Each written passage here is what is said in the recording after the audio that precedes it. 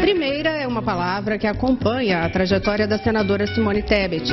Ela é a primeira mulher a presidir a Comissão de Constituição e Justiça do Senado.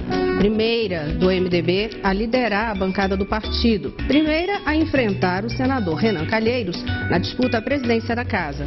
Antes de chegar ao Salão Azul, Simone foi deputada estadual em Mato Grosso do Sul, prefeita de Três Lagoas e vice-governadora. Mestre em Direito, também é advogada e professora. Ela é filha do senador e ex-presidente do Congresso, Ramos Tebet, morto em 2006. Mas já chegou ao Senado fazendo a própria história. Há 2 anos, está na lista dos 100 parlamentares mais influentes do Congresso Nacional. Nesta entrevista, ela manifesta impressões sobre as necessidades que o país enfrenta para a retomada do crescimento econômico e também sobre a vida pessoal. Senadora, muito obrigada por nos receber aqui no seu gabinete com essa agenda corrida que eu sei que a senhora tem. O prazer é meu. É sempre bom conversar com a população de todo o Brasil através da imprensa nesse momento em que a sociedade está realmente mais participativa, entendendo que política faz parte da vida e é tão essencial à vida da população brasileira. Eu tenho um monte de assunto factual para falar com a senhora, mas eu não tenho como começar essa entrevista sem abordar esse perfil que eu acabei de narrar, porque é uma trajetória política que já incomodou muita gente, né? Você comentou primeiro, eu achei que você fosse falar assim, a primeira mulher prefeita da cidade em que nasceu, que foi Três Lagoas. O que não é nenhum mérito, ao meu ver, e não é algo que me deixa feliz, ao contrário, né? É muito triste ver que a minha cidade mesmo tem 100 anos e eu fui a primeira mulher a presidir, a primeira vice-governadora do meu estado. O quanto ainda nós temos que avançar em política de igualdade e o quanto a mulher é necessária na política e quanto ela faz falta na política brasileira.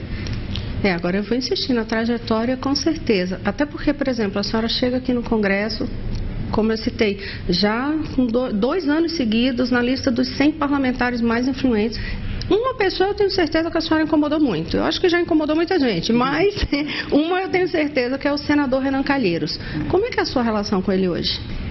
Eu acho que é de relação de colega, né? Eu acho que foi um embate duro, foi um embate em que ele não soube entender que o momento era um momento de se renovar na política e ele acabou levando para o lado pessoal. Então, infelizmente, é óbvio que isso deixa marcas, né? Foi infeliz a resposta, que não foi uma resposta institucional.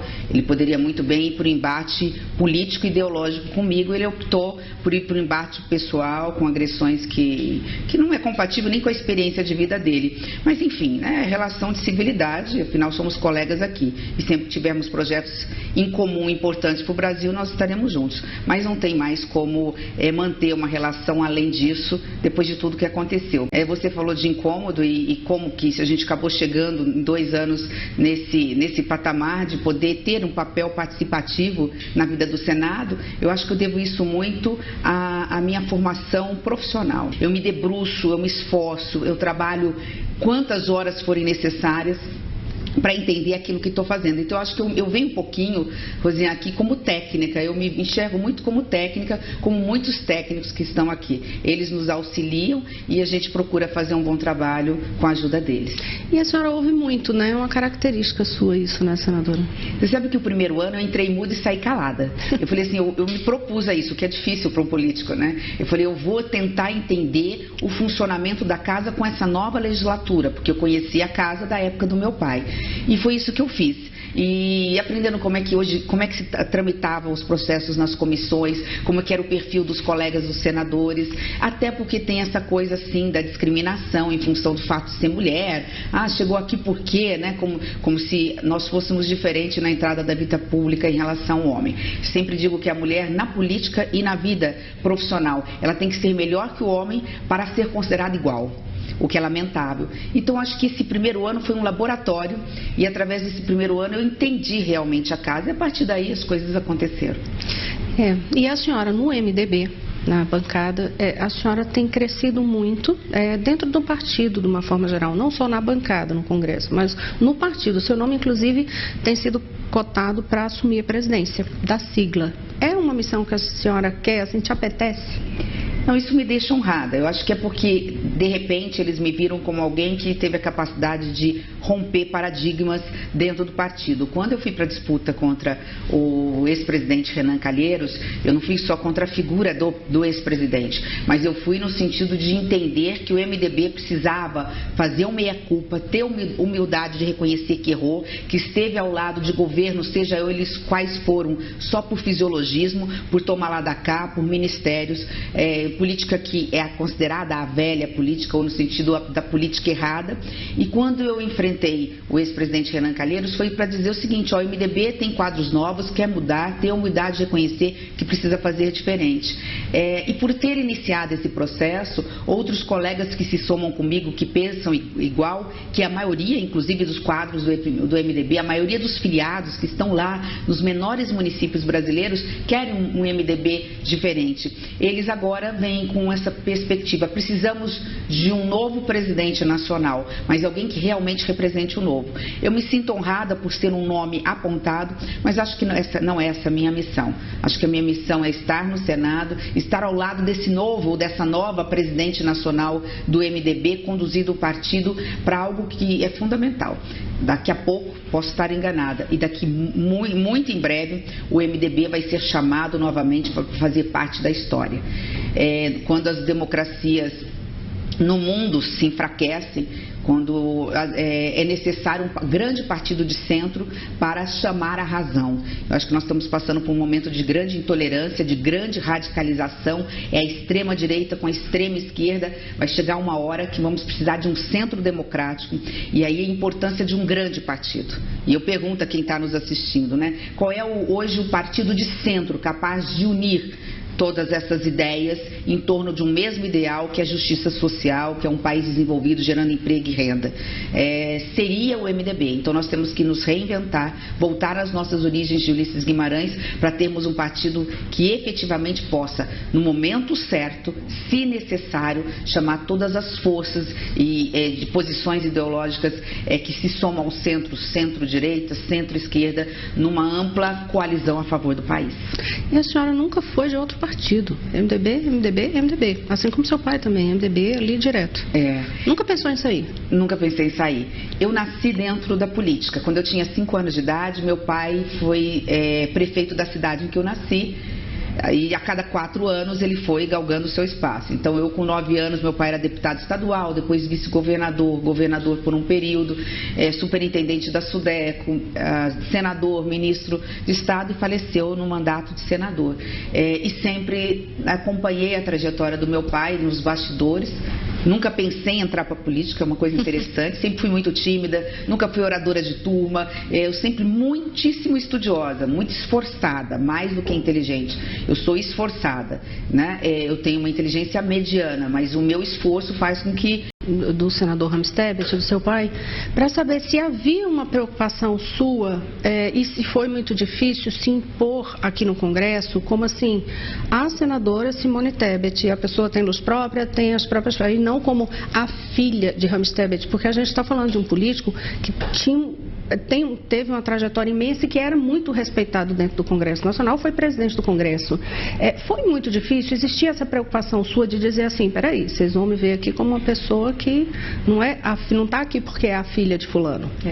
Não, eu acho que não, porque eu passei por essa experiência nos outros mandatos que tive e consegui, aos poucos, quebrar esse paradigma. Então, quando eu cheguei aqui, eu disse: se eu conseguir lá na prefeitura de Três Lagoas, onde eu fui prefeita, quando fui deputada, quando fui vice-governadora, eu vou conseguir também quebrar esse paradigma. Mas eu acho que é importante abrir um parênteses, que eu tenho consciência que meu primeiro mandato eu devo ao fato de ter sido filha de.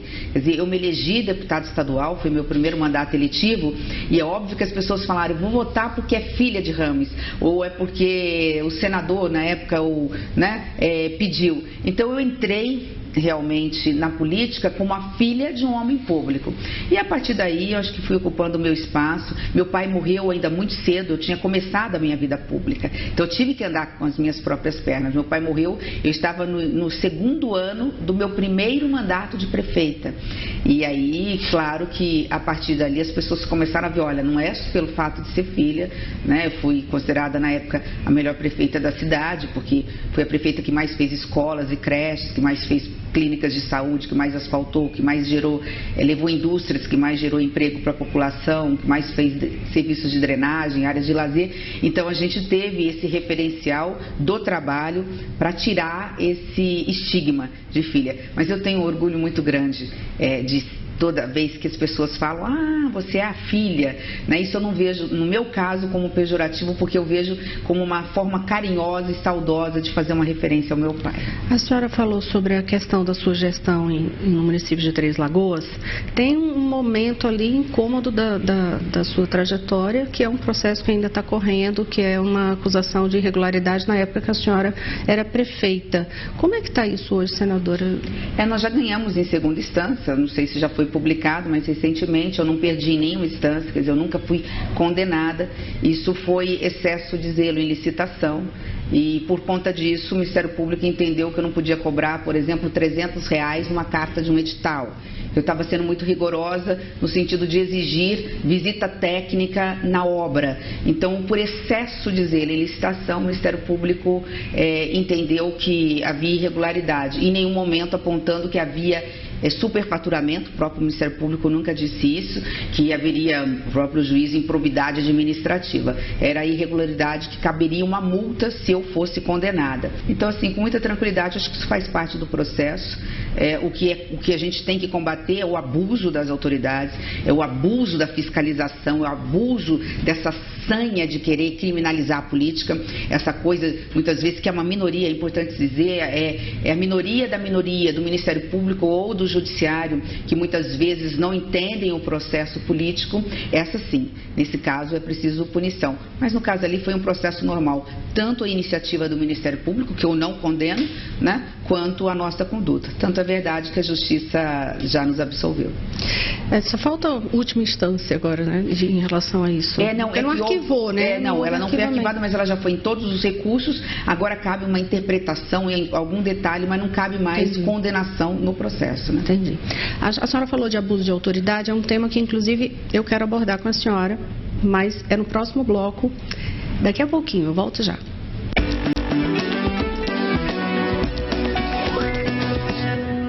Estamos de volta. Hoje eu converso com a senadora Simone Tebet, do MDB de Mato Grosso do Sul, ela que é presidente da Comissão de Constituição e Justiça do Senado. Senadora, a gente encerrou o bloco anterior falando sobre a questão de abuso de autoridade. A senhora assinou um documento pedindo o veto total do projeto da questão do abuso de autoridade. Por quê? Eu me lembro de 2017 dessa discussão aqui no Senado. E quando eu vi o projeto do senador Requião, com toda a boa intenção que eu sei que o senador tinha, eu vi que o projeto ele estava realmente muito abstrato. Ele era quase um Frankenstein.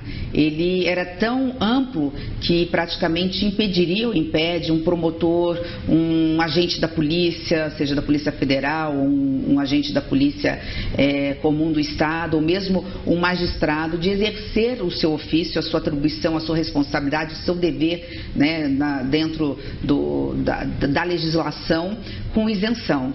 Aquilo me pareceu algo como uma forma não de combate ao abuso de poder, o abuso de autoridade, o desvio de finalidade, o excesso de poder, mas me pareceu um projeto que queria restringir o direito, né, e o dever que o agente público, o agente policial, o Ministério Público ou o Judiciário tem de zelar pela justiça. Então, por isso, eu votei contra em 2017 o projeto de abuso de autoridade e assinei agora um manifesto, né, pedindo o veto total desse projeto. Mas tenho toda a tranquilidade de dizer que acho que abuso de autoridade deve ser combatido desde que haja o abuso e que a legislação não crie empecilhos para o papel, para o trabalho da justiça como um todo. Da forma que ele está, a senhora considera um risco? não é só um risco, não é uma coisa temerária só não. Da forma como ele está, ele realmente pode inviabilizar a autonomia, a liberdade da magistratura, do Ministério Público, e pode sim ser uma restrição, por exemplo, ao combate à corrupção, uma restrição às operações como a Lava Jato, outras tantas que correm pelo país afora. A senhora conseguiu uma coisa que é muito curiosa aqui, para quem está dentro desse Congresso, eu também estou aqui há 20 anos. No plenário, a gente sabe aquele furdunço que é. E assim, quando a senhora começa a falar, é uma coisa difícil de ocorrer ali, as pessoas param, silenciam e prestam atenção. Minha questão agora não é política não, é pessoal. Eu quero saber o seguinte, se em casa, marido, 2 filhas, também assim, Simone falou, a casa parou. Acho que não. Eu acho que aqui eu devo pôr medo, né? Devo ser muito sisuda, muito brava para as pessoas pararem para ouvir. Não. Bom, eu tenho um relacionamento, assim, muito tranquilo com meu marido, mais por conta dele do que por mim, né? Pelo temperamento dele, não pelo meu. Ele é muito tranquilo. Só que ele tem certas questões que ele não abre mão. Então, com tantos anos de convivência, 7 anos de namoro, mais de 20 de casado, portanto quase 30 anos de convivência, eu já sei o meu limite e ele também sabe o dele. Então, assim, quando tem certas questões que ele sempre dá a última palavra, tem outras questões, principalmente certas questões que ele sempre dá a última palavra, tem outras questões, principalmente relacionadas à educação das filhas, como um todo, eu costumo dar a última palavra. Mas, portanto, há uma democracia ali muito bem trabalhada. Hoje acho que é o contrário, eu cada vez mando menos no marido, nas filhas e em casa. Mas o poder que dentro do Congresso está grande. Ainda nessa questão pessoal, eu tenho até uma dúvida, porque como é que a senhora consegue administrar? Porque é isso, um relacionamento de quase 30 anos, 2 filhas, um mandato para administrar aqui dentro, uma presidência de CCJ, e assim, continua maravilhosa, linda, tá magérrima. Dá a receita porque tá difícil. Bom, não sei. Não, magérrima não, quem é porque as pessoas me veem pela televisão, a televisão tem o rosto muito cheio e a televisão engorda de 4 a 5 quilos, então as pessoas me olham e falam, você emagreceu. Não emagreci nem 1 grama, é a televisão que às vezes engorda mesmo. Em relação a esse calendário, vamos dizer assim, né, de continuar assim, eu acho que a gente tem que primeiro estabelecer prioridades na vida. Eu sempre fui, como disse, muito determinada e nunca tive vida social por conta disso. Eu sempre privilegiei a minha vida em família. Então, eu nunca fui, desde as minhas filhas pequenas, desde que elas nasceram, eu parei de ir em casamentos e de festas que não sejam de família ou de amigos, que não seja realmente do núcleo mais fechado, porque eu tinha que estar com as minhas filhas no período de descanso delas, né, de lazer e meu. Então, a gente tem que abrir mão de algumas coisas. Não consigo fazer atividade física, faço no final de semana por uma questão de saúde, tem que fazer musculação para um problema de joelho. Então, é questão de estabelecer prioridades para dar conta do tempo. Eu não sou diferente de nenhuma mulher, né? Nós temos dupla, tripla jornada. Aliás, sou privilegiada. Eu tenho um carro próprio, então eu venho com ar-condicionado trabalhar, enquanto muitas mulheres pegam 2, 3 condições por dia. Eu trabalho no ar-condicionado, enquanto muitas mulheres trabalham no chão das fábricas e tem a mesma atividade. Chegam em casa, tem que lavar a louça, elas têm que cuidar do marido, dos filhos, então elas têm todo um problema que a gente é mais privilegiado. Então, eu acho que é o fato de ser mulher, né? Nós, mulheres, somos diferentes. Nós podemos fazer mais de uma coisa ao mesmo tempo.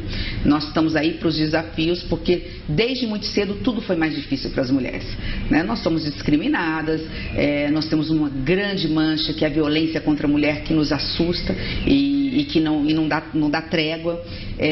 E sempre há uma sociedade que acha que, além do trabalho profissional, quando nós trabalhamos fora, nós é que somos responsáveis pela criação dos filhos e pelas atividades domésticas também. Senadora, esse seu poder administrativo e de tempo, inclusive, está fazendo toda a diferença na Comissão de Constituição e Justiça, que a gente sabe que são centenas de projetos ali. A senhora já assume sempre com uma margem gigante ali de coisa que está atrasada. Já chega com tudo atrasado. Nesse período que a senhora está lá, o que é que já deu para fazer? Porque vocês votaram muita coisa, os olhos estavam voltados lá para a Câmara, mas a CCJ estava avançando. Nós já votamos muita coisa. Isso eu devo muito à parceria com os colegas. Eu falo que na política tudo se resolve através do diálogo e do compartilhamento de atribuições e poderes. Quanto mais poder você tem, acho que mais você tem que compartilhar. Quando eu cheguei na presidência da CCJ, que foi até agora, assim, vamos dizer assim, o topo da minha a atividade aqui no Senado Federal, eu falei, bom, agora eu estou com um poder muito grande, que é assumir a presidência da comissão mais importante, que é o coração e pulmão do Senado. Eu tenho que reconhecer que sozinho eu não dou conta. Então, eu conversei com todos os colegas da comissão e nós organizamos uma estratégia, nós batemos recorde de aprovação esse semestre. Nós pegamos temas recorrentes, são temas que a gente sabe que tem muitos, e designou um único senador como relator. Por exemplo, toda a parte de trânsito, código de trânsito, alteração, seja violência, regras, nós passamos para o Fabiano Contarato, que foi delegado na área de trânsito. Toda essa questão de armas, fora o decreto que nós suspendemos, agora nova regulamentação, tudo que está se alterando, para um outro delegado, Alessandro Vieira. Pacote anticrime, com todos os adereços, passamos para o senador Marcos Duval. Agora toda a parte eleitoral, o senador Marcos Rogério. Então nós fizemos por blocos. Isso está facilitando, porque ele tem capacidade de unificar, de dizer o que um está prejudicado, isso acelera. E nós criamos uma rotina que deu certo. Não tem privilegiados, não tem líder ou ex-presidente de Senado, ou todos ali têm o mesmo tempo para falar. O regimento previa 10 minutos para cada discussão, nós reduzimos para 3. E todos concordam, um prazo máximo de 1 minuto de tolerância. Então deu um dinamismo, eu diria que nós aceleramos ali em 70% o tempo da dinâmica e da aprovação de cada projeto. Então, enquanto muitas vezes no passado se votava um projeto, hoje se vota 3. Reconhecer. Então, esse mérito eu devo a todos os membros da comissão, que são grandes parceiros na agilidade, na eficiência e no resultado dos trabalhos da comissão. Agora, neste momento, CCJ, Previdência. Qual o calendário que a senhora está trabalhando? Eu diria que esse momento na CCJ é Previdência, reforma tributária, pacote anticrime, a questão das armas e o Pacto Federativo. Ou seja, tudo que a princípio conseguiria, talvez, teria que ter 4 ou 5 anos de tarefa. Também com distribuições de atribuições. O calendário da reforma da Previdência, ele está bem enxuto. Agora, o primeiro, né? Está agora votando o relatório com o senador Tasso na quarta-feira e em seguida vai para plenário para 5 sessões ordinárias de discussão e votação, volta rapidamente entre 48 horas e 5 dias na CCJ e vai para a segunda votação no plenário do Senado. Por conta dos prazos para promulgação, e tem que ficar 5 sessões ordinárias em primeira e 5 sessões ordinárias em segunda no plenário, eu diria que 10 de outubro é um prazo extremamente razoável. Reforma tributária, qual é a reforma que a senhora acredita que é possível, ou o que é possível da reforma tributária votar este ano? Bom, quem vai decidir é o Congresso Nacional. Agora, a minha opinião é que tem 2 pontos preliminares que eu considero praticamente verdades absolutas até então. Eu não conheço uma reforma tributária que tenha sido feita, mesmo as mini-reformas, que não tenham saído, na sua essência, no esqueleto do chefe do Executivo. Porque são eles que têm os números, então tem que ser a reforma apresentada pelo governo federal. Não significa que nós vamos chancelar essa reforma, significa que ao chegar no Congresso, é uma sinalização do que é possível e qual reforma, a princípio, o governo quer. E aí sim, tanto a Câmara quanto o Senado colocam musculatura nesse esqueleto, ou seja, enxertam emendas, alteram outra questão que entenda necessário. Esse é um primeiro ponto. E segundo ponto, nós temos 2 Brasis. Nós temos o Brasil que produz e nós temos o Brasil que consome. Esses Brasis nunca vão se encontrar num consenso se o bolo tributário é um só. Na hora de dividir, um perde e outro ganha. Como esta Casa da Federação e a maioria dos senadores aqui representam os estados mais pobres da Federação, Norte, Nordeste e Centro-Oeste, dificilmente nós vamos conseguir incluir ICMS na reforma tributária, dizendo que você vai tributar no consumo. A maioria dos municípios são estados produtores. Então, eu entendo que o segundo ponto significa entregarmos para o país uma reforma que mexa primeiro com a unificação dos impostos federais e desburocratize. E já no ano que vem nós discutiríamos o que faríamos com o ICMS. Então, seriam 2 IVAs ou 2 IBS, ou seja, 2 impostos unificados. Os impostos federais em determinado momento e e depois o ICMS. Se quisermos colocar ICMS nesse momento, nós podemos ficar mais 20 anos discutindo. Porque sempre empaca quando chega a reforma tributária, quando o assunto é ICMS, e isso há décadas. Ainda de economia, só mais uma questão, porque acabou de ser aprovado, né, totalmente aprovado, que é a MP da liberdade econômica. O que a senhora acredita que pode gerar de avanço? Bom, essa MP é fundamental e foi fundamental.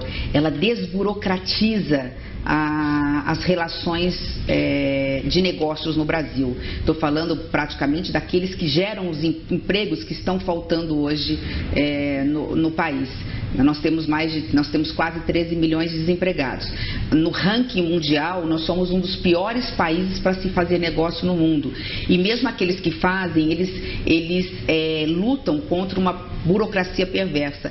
A coisa mais difícil no Brasil hoje é você abrir uma firma, você abrir um comércio. Eu quero ser costureira, quero abrir lá como microempresária e só eu que vou trabalhar e quero gerar 2 empregos. É junta comercial, registro, Receita Federal, tem que ir em cartório, tem que tirar certidões. Por que não isso online, se tem baixo risco de ambiental, baixo risco de sonegação e tudo mais. Então a medida provisória, ao desburocratizar, ela pode estar gerando uma economia para aquele que tem que gastar, que é quem começa com a iniciativa privada. Eles falam de algo de 80 bilhões, que é o custo hoje para essas empresas.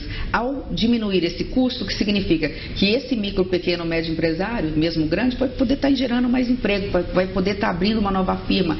Se ele leva hoje de 60, 40 a 60 dias para abrir uma firma, se ele vai poder abrir em 5 dias, esse trabalhador que estava desempregado não vai ficar desempregado 60 dias, ele vai ficar desempregado só 5, porque ele vai ser contratado imediatamente. Eu acho fantástica essa medida provisória. Ela é quase tão importante quanto a reforma tributária. Ela vai ter um efeito imediato. Eu diria que em 60 dias, 90 dias, nós vamos começar a ver o resultado da medida provisória. Já está acabando, senadora. Então, já vou perguntar só a última pergunta dessa entrevista, que é o seguinte: no começo eu falei muito da sua trajetória política, a palavra primeira, né?